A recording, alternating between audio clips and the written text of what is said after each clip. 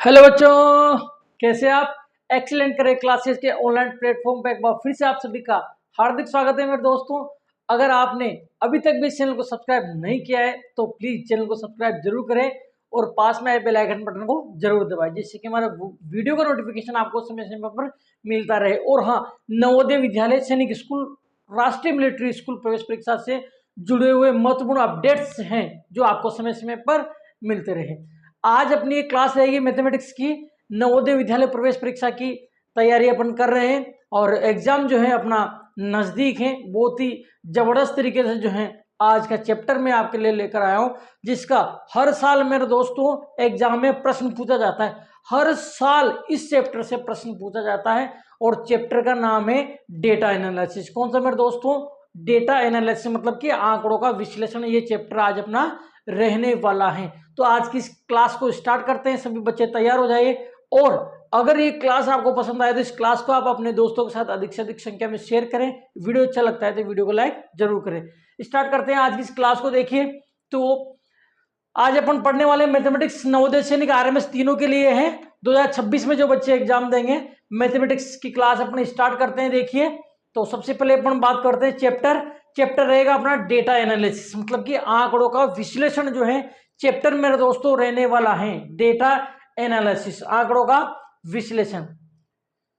ये देखिए, ये वो बच्चे हैं जो पिछले साल लास्ट ईयर 2025 में हमारे से ऑफलाइन तैयारी करी थी। इन्होंने ऑफलाइन नवोदय विद्यालय की तैयारी की थी और ये देखो 4 3 7 हैं, लेकिन टोटल सिलेक्शन हमारे 11 हो चुके हैं। 11 4 बच्चों का जो है वेटिंग लिस्ट में सिलेक्शन हुआ है। तो इस प्रकार से टोटल जो सिलेक्शन है हमारे वो 11। ये ऑफलाइन की बात कर रहा हूं, मैं ऑफलाइन की बात कर रहा हूं। आगे अपन बात करेंगे। देखिए क्या हो गया यार।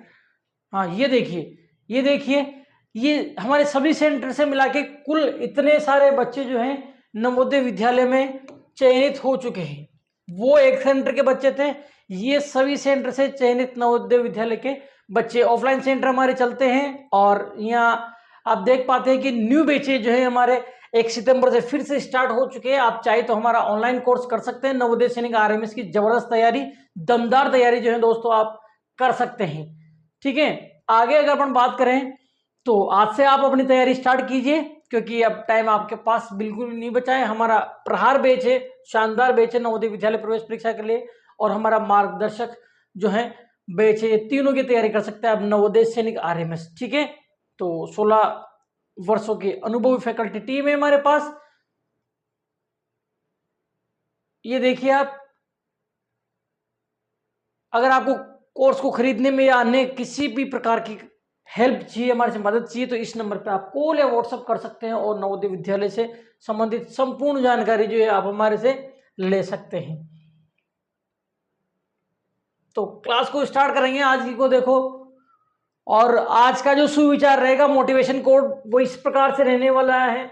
स्वामी विवेकानंद जी ने कहा था कि उठो, जागो और तब तक मत रुको जब तक लक्ष्य प्राप्त ना हो जाए। बिल्कुल मेरे दोस्तों, उठो, जागो और तब तक मत रुको जब तक लक्ष्य की प्राप्ति ना हो जाए। तो आपको भी रुकना नहीं है। कब तक? जब तक आपका नवोदय विद्यालय में सिलेक्शन नहीं हो जाता। स्टार्ट करते हैं आज की इस प्यारी सी क्लास को।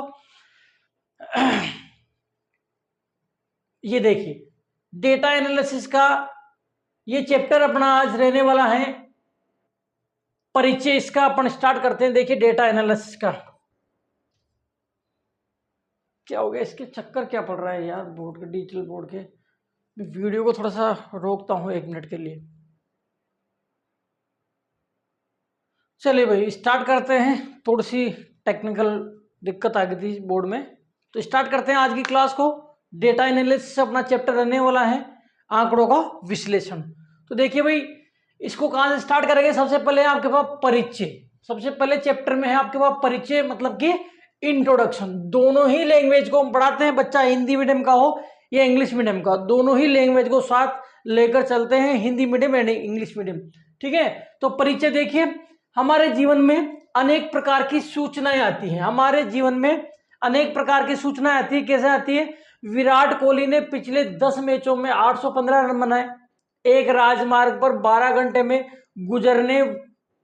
गुजरे वाहनों की संख्या, तो ये एक तरीके से क्या है, डेटा है। ये क्या है, ये डेटा है, आंकड़े हैं जिनको अपन कलेक्ट करते हैं, एकत्रित करते हैं। तो ये कह रहा है हमारे जीवन में अनेक प्रकार की सूचनाएं आती हैं। विराट कोहली ने पिछले 10 मैचों में 815 रन बनाए। एक राजमार्ग पर 12 घंटों में गुजरे वाहनों की संख्या।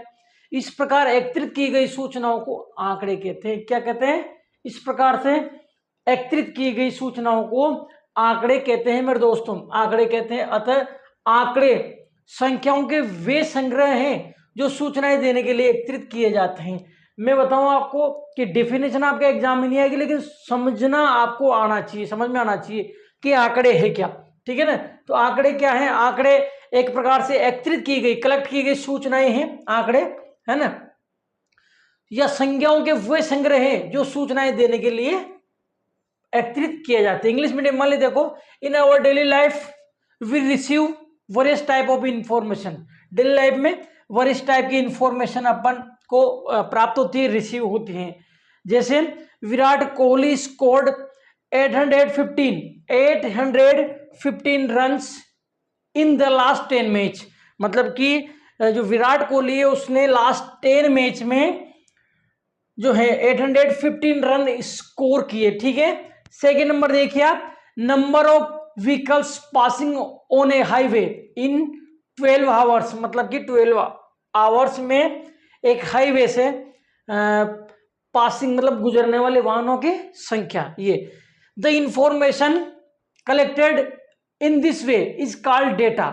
मतलब इनको क्या बोलते हैं अपन, डेटा बोलते हैं। इस प्रकार से जो कलेक्ट करते हैं अपन को क्या बोलते हैं, डेटा। इंग्लिश में बोलते हैं डेटा और हिंदी में बोलेंगे इनको आंकड़े। हिंदी में क्या बोलेंगे भाई, इनको आंकड़े। ठीक है। Therefore data is collection of numbers. देखिए डेटा क्या है, डेटा एक प्रकार का कलेक्शन है। क्या है, कलेक्शन किसका, नंबर्स का। तो data is a collection of numbers which are collected to provide information. मतलब इंफॉर्मेशन से जो अपन डेटा कलेक्ट करते हैं वही आपका क्या है, वही आपका डेटा है। आगे देखिए, ये परिचय था इसका। आगे देखिए, आंकड़ों का प्रदर्शन, आंकड़ों का रिप्रेजेंटेशन, डेटा रिप्रेजेंटेशन, आंकड़ों का प्रदर्शन। या देखिए आंकड़ों का प्रदर्शन, आंकड़ों को किस प्रकार से प्रदर्शित करते हैं, आंकड़ों को किस प्रकार से अपन प्रदर्शित करते हैं, ये चीज अपन इसमें पढ़ेंगे। आंकड़ों को किस प्रकार से प्रदर्शित करते हैं। देखिए आंकड़ों का प्रदर्शन मतलब कि रिप्रेजेंटेशन ऑफ डेटा, आंकड़ों का प्रदर्शन किस प्रकार से प्रदर्शित करते हैं, रिप्रेजेंट करते हैं। तो ये चीज अपन इसमें पढ़ेंगे। देखो आंकड़ों को आयत चित्र, बार चित्र या रेखीय चित्र, तालिका आदि से प्रदर्शित करते हैं। जो आंकड़े होते हैं आपके पास डेटा, इनको आयत चित्र, बार चित्र, रेखीय चित्र या फिर तालिका से भी प्रदर्शित करते हैं। इन सभी से जो है इसको प्रदर्शित करते हैं। डेटा देखिए, data is represented by histogram. देखिए ये जो आयत चित्र होता है आपका, इसको हिस्टोग्राम बोलते हैं। पिक्टोग्राफ, पिक्टोग्राफ या बारग्राफ बोल सकते हो, पिक्टोग्राफ या बारग्राफ बोल सकते हो आप बार चित्र को। जो बार चित्र होता है आपका उसको आप पिक्टोग्राफ या बारग्राफ भी बोल सकते हो। रेखीय चित्र को बोलते हैं, देखो लाइन, रेखा का मतलब लाइन, तो लाइन ग्राफ, लाइन ग्राफ इसको बोलेंगे अपन रेखीय चित्र को, और तालिका को बोलेंगे अपन टेबल्स। ठीक है। तो data is represented by histogram, pictograph और bar graph, line graph and tables its. ठीक है। मतलब कि जो डेटा है उनको इनके द्वारा, हिस्टोग्राम है, पिक्टोग्राम है, बारग्राफ है, लाइन ग्राफ है, टेबल्स के द्वारा रिप्रेजेंट करते हैं। मतलब कि बार चित्र है, रेखा चित्र, तालिका सभी से जो है अपन प्रदर्शित करते हैं। आयत चित्र है आपका। अब इसमें यहां देखिए मैं समझाऊं। सबसे पहले क्या है, बार चित्र। तो इसको बार चित्र बोलते हैं अपन। ये तो आयत चित्र है, ये है बार चित्र। ठीक है ना। इसमें देखिए आप, सबसे पहले क्या है, आयत चित्र। सबसे पहले क्या दिया हुआ है, आयत चित्र। तो ध्यान रखना ये आयत चित्र है। ये क्या है आपका, आयत चित्र। नीचे खिलाड़ियों का नाम और ये रनों की संख्या, और इस प्रकार आयत बने हुए हैं, मिले मिले जो एक दूसरे सटे हुए रहेंगे, मिले हुए रहेंगे, ये आयत चित्र होते हैं। और ये बार चित्र, तो अलग अलग अगर हैं तो ये होते हैं आपके बार चित्र। आयत चित्र को तो क्या बोलते हैं अपन, हिस्टोग्राम बोलते हैं, हिस्टोग्राम है। और ये अलग अलग है, ये बारग्राफ है, पिक्टोग्राफ या बारग्राफ। और ये क्या है, ये लाइन ग्राफ है। देखो लाइन ग्राफ, लाइन ग्राफ है ना, रेखीय रेखीय चित्र ये होता है। ठीक है, तो ज्यादा आपको लोड लेना नहीं, बढ़िया शानदार तरीके से समझाऊंगा। ये तो क्या अपन स्टार्टिंग में छोटी मोटी जानकारी जो है चैप्टर से रिलेटेड अपन ले रहे हैं। आगे देखिए, ये देखिए दंड आलेख क्या होता है। अब दंड आलेख पढ़ेंगे, बार ग्राफ। देखो अब यहाँ फिर एक नया नाम आया, दंड आलेख। जो बार ग्राफ होता है ना, यहाँ पढ़ा था अपन ने, देखो बार ग्राफ, ये बार ग्राफ पढ़ा था अपन ने, जिसको ये वाला, जिसको पिक्टोग्राफ या बार ग्राफ भी बोलते हैं। देखिए जो बार ग्राफ होता है आपका, उसको पिक्टोग्राफ या बार ग्राफ भी बोलते हैं, ऐसा होता है। इसको दंड आलेख भी बोलते हैं। क्या बोलते हैं इसको? दंड आलेख भी अपन इसको बोलते हैं। तो दंड आलेख क्या होता है इसको देखिए, दंड आलेख या बार ग्राफ क्या होता है। दंड आलेख में एक्स अक्ष पर खड़े समान चौड़ाई वाले दंड खींचे जाते हैं, जिसकी लंबाई दूसरे चर के बराबर होती है। दंड आलेख की ऊंचाई व मोटाई एक विशेष संख्या को दर्शाती है। दंड आलेख को स्तंभ लेखा चित्र भी कहते हैं। या लो, पांचवा नाम और आ गया, क्या बोलते हैं इसको? स्तंभ लेखा चित्र भी बोलते हैं।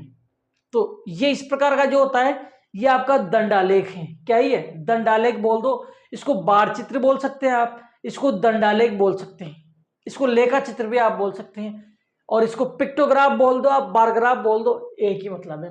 ठीक है, आगे देखो इसमें क्या कह रहा है ये, कि एक्स अक्ष पर खड़े समान चौड़ाई वाले दंड खींचे जाते हैं। एक्स अक्ष पर देखो, ये एक्स अक्ष होता है, एक्स अक्ष पर समान चौड़ाई के दंड, दंड का मतलब छड़ होती है, छड़, इस प्रकार की छड़ जैसे बनाई जाती है, खींचे जाते हैं। आगे कह रहा है जिसकी लंबाई दूसरे चर के बराबर होती है। जिसकी जो लंबाई है, ये लंबाई है दूसरे चर के बराबर होती है। ये जो लंबाई है किसके बराबर है? इधर जो संख्या है ना, इनके बराबर है। जैसे 400 है तो 400 के बराबर होगा, ये 300 है तो ये 300 के बराबर है, जैसे 200 है तो 200 के बराबर है। इस प्रकार से दंड आलेख की ऊंचाई व मोटाई एक विशेष संख्या को दर्शाती है। दंड आलेख की एक तो ऊंचाई और मोटाई, देखो दंड आलेख है, इसकी ऊंचाई और मोटाई एक विशेष संख्या को दर्शाती है। दंड आलेख को स्तंभ लेखा चित्र भी कहते हैं। देखिए इस, ये जो दंड आलेख है, इसको क्या करते हैं अपन? स्तंभ लेखा चित्र भी इसको कहते हैं। ठीक है मेरे दोस्तों, आगे देखिए, इंग्लिश मीडियम वाले बच्चे देखिए, in a bar graph vertical bar of equal width are drawn on the x axis. देखो क्या कह रहा है ये, कि जो वर्टिकल बार होते हैं, खड़े हुए जो छड़ होती हैं, बार होती है, वो किस पे?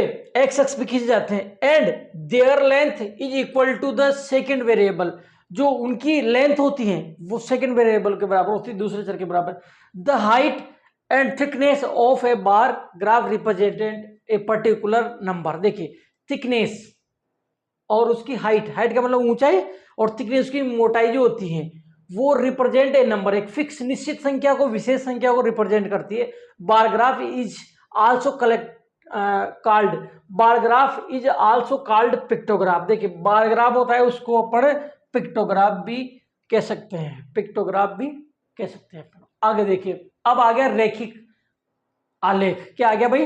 रेखिक आलेख आ गया, लाइन ग्राफ। रेखिक आलेख या इसको क्या बोलते हैं? लाइन ग्राफ बोलते हैं।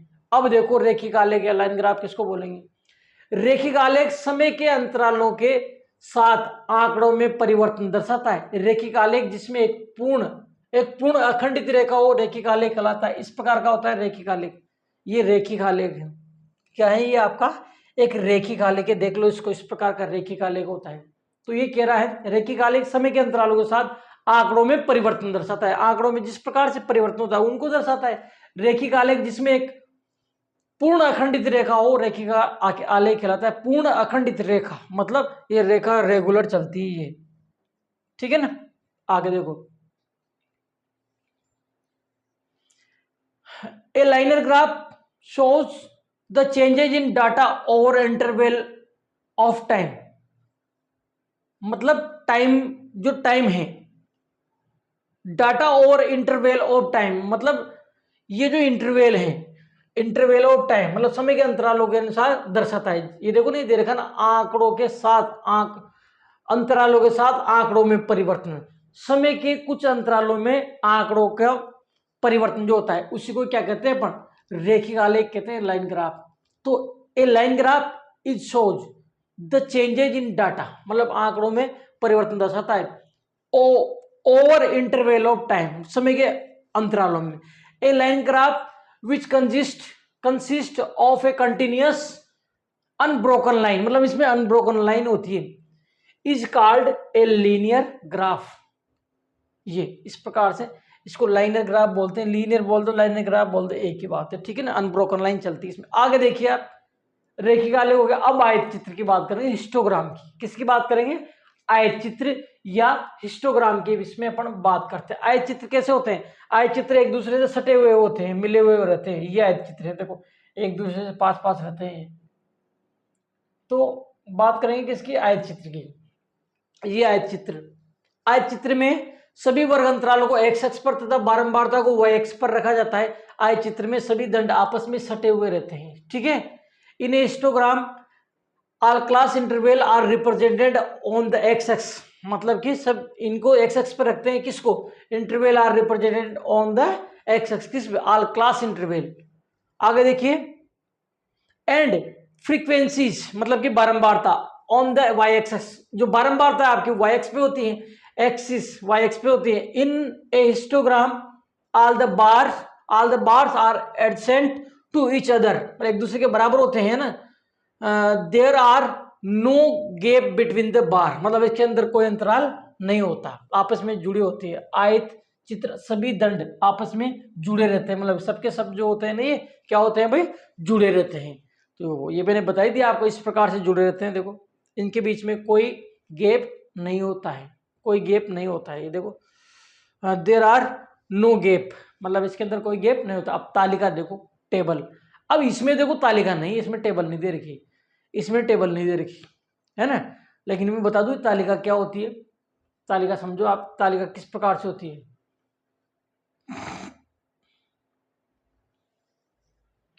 तालिका की अपन बात करते हैं। देखो तालिका कैसे होती है, इस प्रकार से होती है तालिका।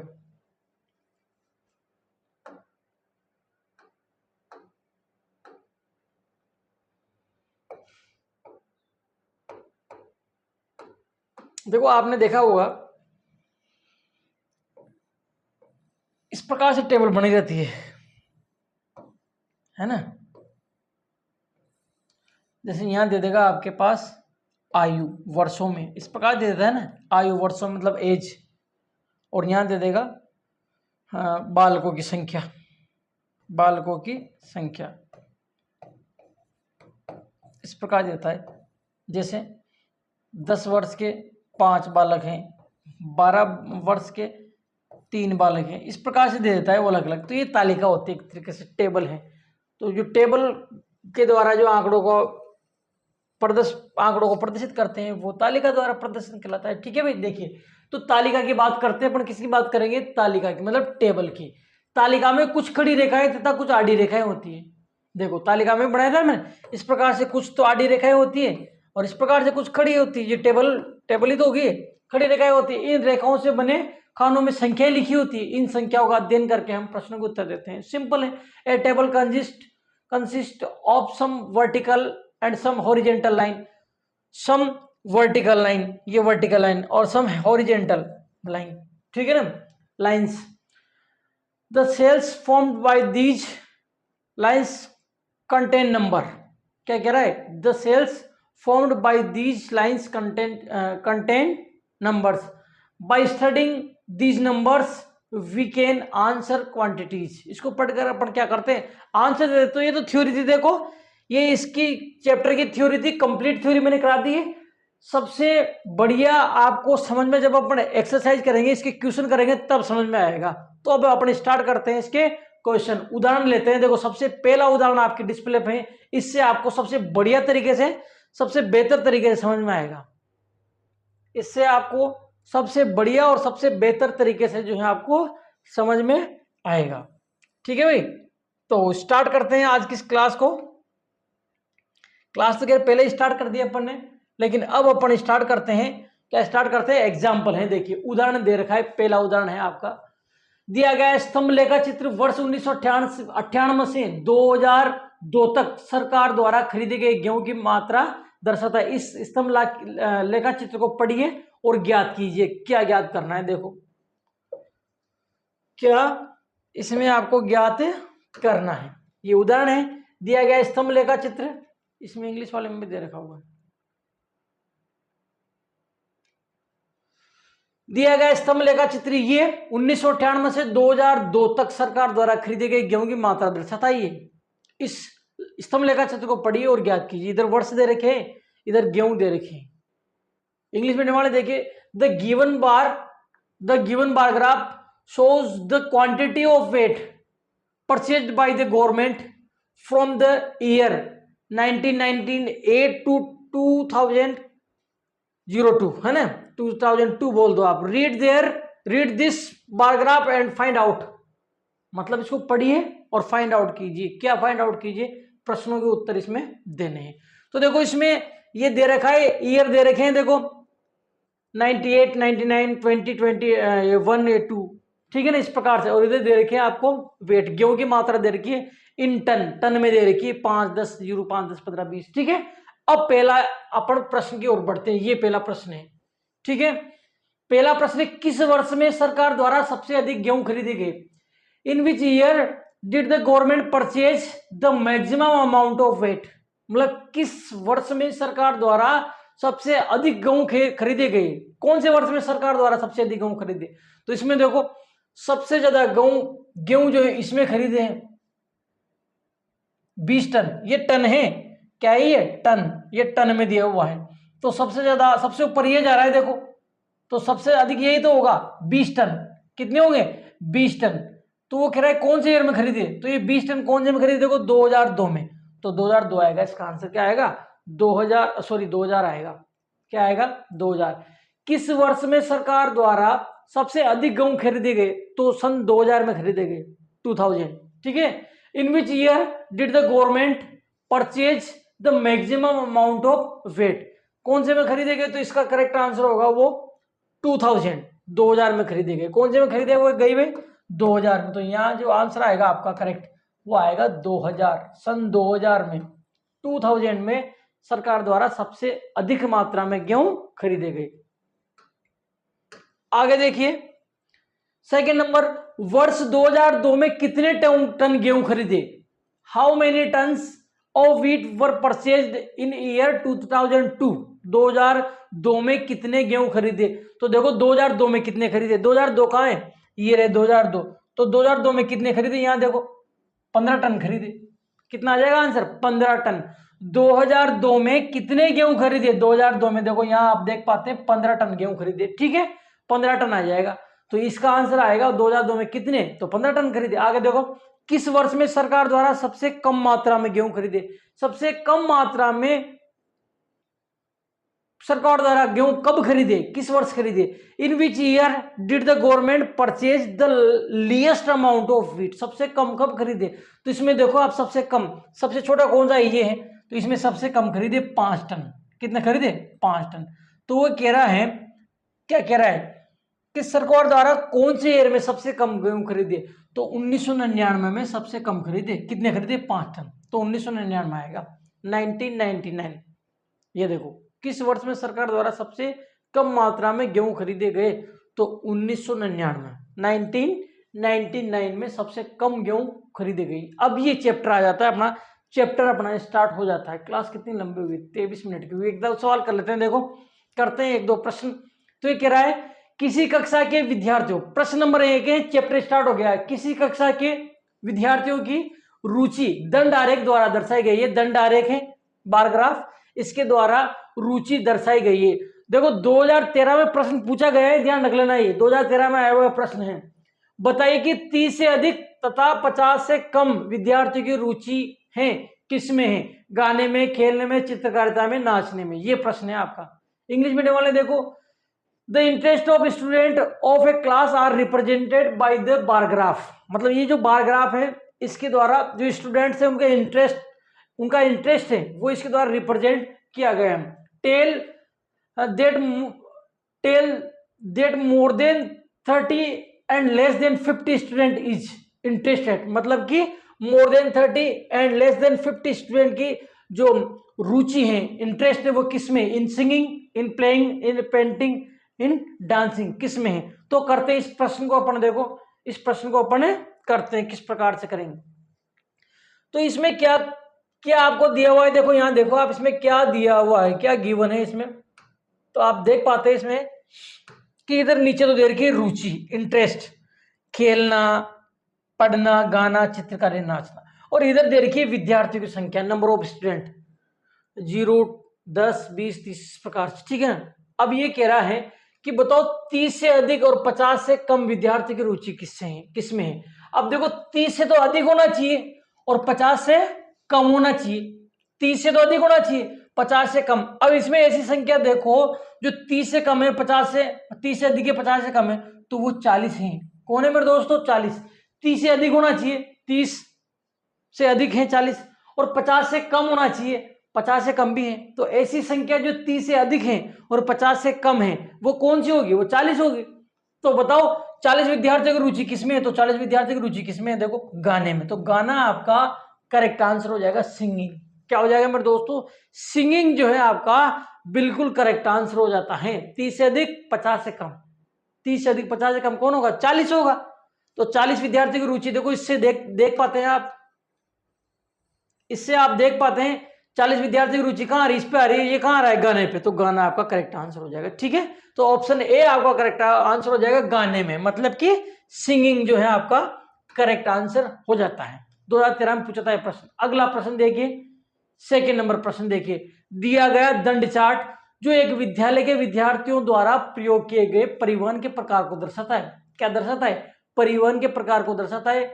को पढ़कर निम्न प्रश्नों का उत्तर दीजिए। इसको पढ़कर निम्न प्रश्न का उत्तर आपको देना है। Read the given bar chart which shows the type of transportation used by the student of A school and answer the following question. मतलब कि ये जो है क्या दर्शाता है, क्या शो करता है?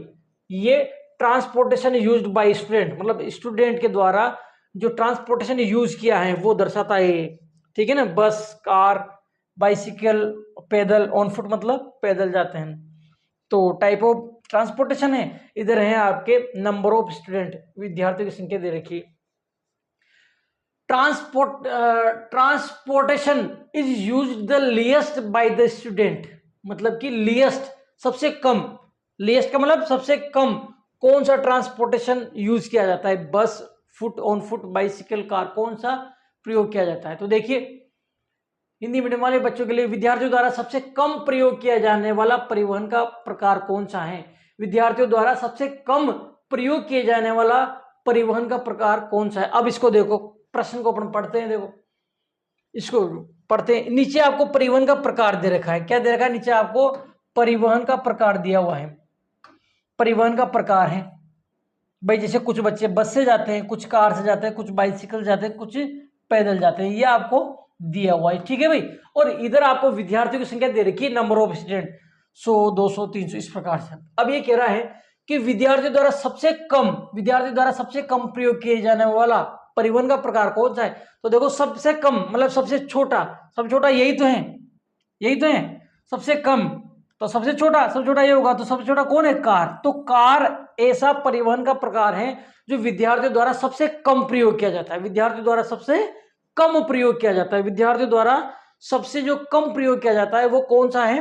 वो है आपका कार। तो इसका करेक्ट जो आंसर आएगा कार आएगा, कार। ये आपका करेक्ट आंसर हो जाएगा, CAR, कार, ठीक है। विद्यार्थियों द्वारा सबसे कम प्रयोग किया जाने वाला प्रकार जो है वो है कार।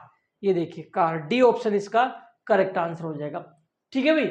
तो ये 2 क्वेश्चन अपन ने कर लिए। अगली क्लास में अपन तीसरे से स्टार्ट करेंगे। ज्यादा क्वेश्चन नहीं मेरे हिसाब से, चैप्टर तीसरा, चौथा, पांचवा, छठा, ज्यादा है यार, बहुत सारे इसमें, ठीक है भाई। तो अगली क्लास में स्टार्ट करेंगे अपन 3rd नंबर क्वेश्चन से, तीसरे से, प्रश्न नंबर 3 से अगली क्लास में अपन स्टार्ट करेंगे। तो आशा करता हूँ क्लास आपको हमारी पसंद आई होगी, ठीक है। पसंद आई तो इस क्लास को आप अपने दोस्तों के साथ अधिक से अधिक संख्या में शेयर करें, वीडियो को लाइक करें, चैनल पर अगर आप नए हैं तो चैनल को सब्सक्राइब करें, ठीक है।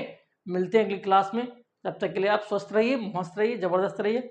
धन्यवाद।